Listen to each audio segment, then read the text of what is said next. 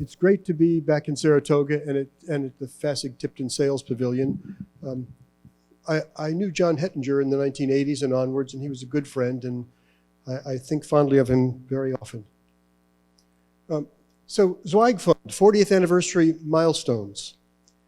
You've heard that the Zweig Fund provides some of your money to Cornell.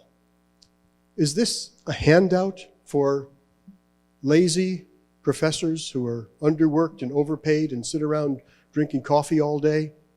Is it a wager? You all are familiar with wagers if you're breeding horses to run. Or is it an investment? We'll see if we can answer those questions. 2 points today, and they're shown on this slide. First one, we'll try to answer this question: how has the Zweig Fund influenced equine research and academic equine medicine?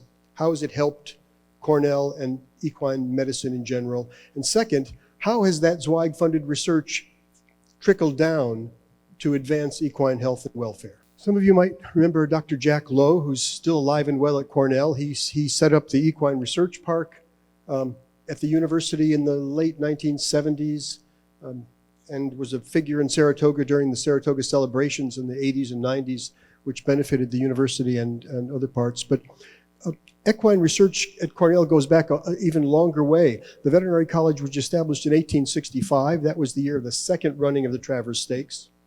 And the first horse doctor was brought over from Europe, from Edinburgh, by the founding president. 1872, first graduate, Daniel Salmon, he discovered a bacterium. It's called Salmonella. That bacterium is still causing problems for us. But advances, some problems are easier to solve than others in medicine and also in racing. I'm sure you know that. 1973, the Coggins test was developed by Leroy Coggins, who was a professor at Cornell at that time. This was all before the Zweig Fund came along. There was a vibrant equine research and clinical program at Cornell. These are the Zweig Fund metrics. 40 years of funding, 1979 to 2019, funding $15,750,000.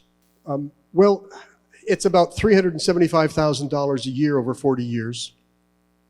To put that number in perspective, the National Institutes of Health, the Human Health, spends a budget of $30 billion a year. That's 80,000 times this amount. So Cornell is very grateful to have this money for equine research, but it's a small number compared to the amount that's being spent on human health. The Zweig has awarded 381 grants to 77 investigators, and there's been a lot of positives that have come out of this. 4 members of the faculty have been elected to the Equine Research Hall of Fame. 4 have prestigious named professorships at Cornell now, and I'll talk about more things later. There's about 30 faculty at Cornell who work in equine research or clinical medicine. I will not talk about the careers of all 30 of them in the 10 minutes I have remaining. But I will talk about several here.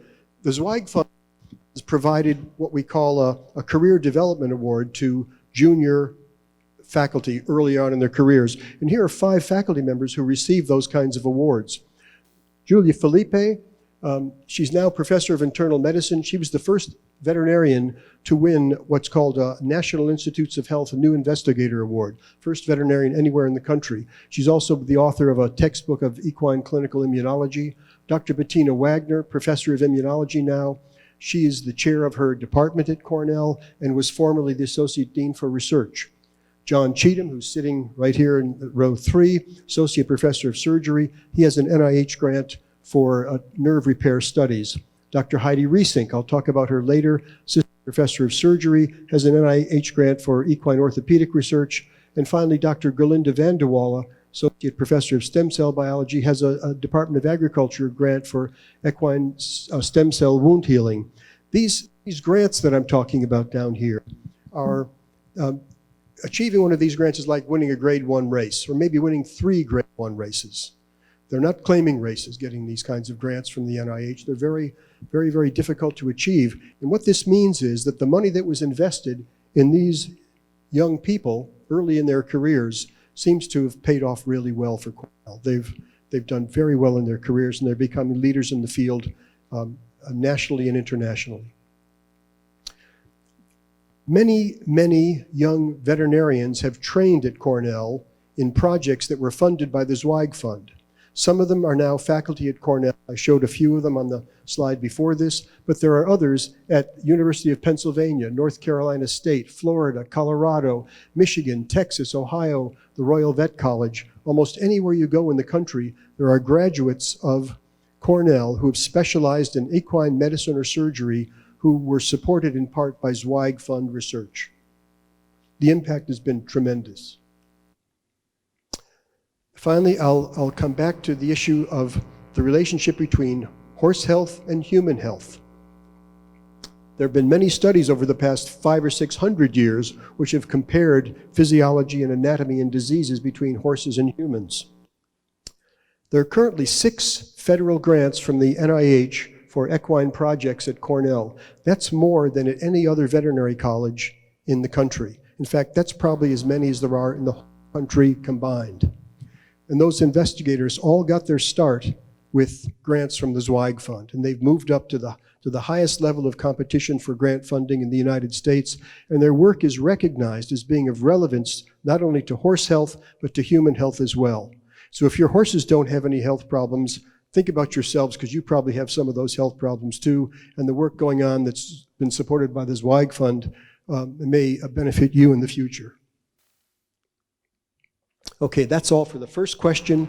I hope I've convinced you that there's been an impact at Cornell and nationally and internationally from Zweig-funded research in academic medicine. And remember, the advances in medicine happen largely at academic centers. They don't happen so much at the very excellent private practices that we have around the country, and there's certainly several of them right here in Saratoga. Those are wonderful places for treatments, but the way treatments change is usually done by research that's carried out at universities. This is true in both human and in veterinary medicine.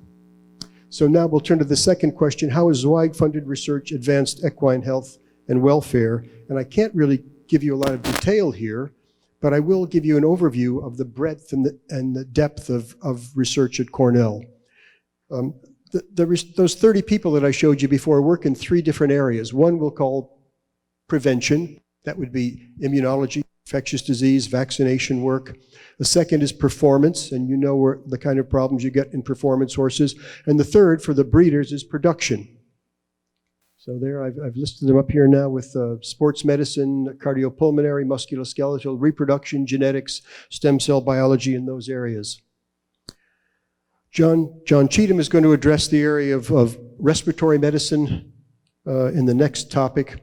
There have been big advances in soft pellet displacement corrections, laryngeal paralysis, referred to as roaring, and recurrent airway obstruction or heaves, done by Dr. Dorothy Ainsworth, John Cheatham, and Norm Ducharme. I won't say any more about those 3 because John's going to cover that area next. In the area of musculoskeletal disease, in particular joint disease, Cornell has an extraordinarily strong program. It's been led by Dr. Alan Nixon and Lisa Fortier for many years, but now there's another generation of students, Heidi Riesink and Michelle Delco, who are following on and starting their own careers, and arthroscopic surgery and advanced therapies for tendons and bone fractures are being developed at Cornell all the time. In stem cell biology, again, Lisa Fortier and Michelle Delco and Gerlinda van der Waal form a very strong trio of researchers at Cornell. Gerlinda is taking a very novel approach, trying to use stem cells to increase wound healing in very severe wounds that are intractable to other methods of therapy in the horse. And of course, Lisa Fortier has pioneered platelet-rich plasma use in the horse, and Michelle is carrying on with similar work. In the area of infectious diseases, Cornell's history goes back to the discovery of salmonella, as I mentioned before, and then the Coggins test, which has essentially eliminated the threat of equine infectious anemia in the country. But now we've got a few diseases which are very intractable. One of them is Lyme disease, and Dr. Tom Divers and Young Fu Chang have worked on a new vaccine for Lyme disease for horses. Still very difficult to diagnose and treat properly. Dr. Bettina Wagner and Jillian Perkins have been working on new methods for developing vaccines for equine herpes virus, which is a reportable disease and has a devastating effect on horse populations when that virus strikes. And finally, down at the bottom, Gerlinda van de Walle, Joy Tomlinson, and Colin Parrish are starting a new project on a parvovirus that's recently been discovered in horses that's probably the cause of serum hepatitis, which can occur when horses are given biologics, that is serum from other horses, as a therapeutic. And this is breaking edge research that has, again, just been funded by the National Institutes of Health. So there's a rich history of infectious disease research at Cornell, and the Zweig Fund has had a big impact there as well. The last slide here now, and this really relates to the area of catastrophic injuries in racehorses. Dr. Scott Palmer from the NYBreds unit and adjacent professor, adjunct professor at Cornell, Husni Mohammed and Heidi Riesink are working on new methods of diagnostics to try to identify horses that might have catastrophic breakdowns and get them off the track or out of work before those breakdowns occur. So how has the Zweig Fund influenced equine research and academic medicine? Well, it's fostered the career of 3 generations of veterinary scientists and clinicians at Cornell. And there's been the growth in the number of outstanding, highly trained equine researchers at Cornell, in New York State, nationally and internationally because of Zweig Fund research. And how has Zweig Fund advanced equine health and welfare? Well, I've listed some of those areas already. Work on the equine genome that I didn't have time to talk about today. Orthopedic surgery, respiratory medicine, regenerative medicine and stem cells, and infectious diseases. So here's those 3 questions again. Has it been a handout? I really think it hasn't. Was it a wager? If it has, it's paid off really handsomely. And I think it's been a great investment.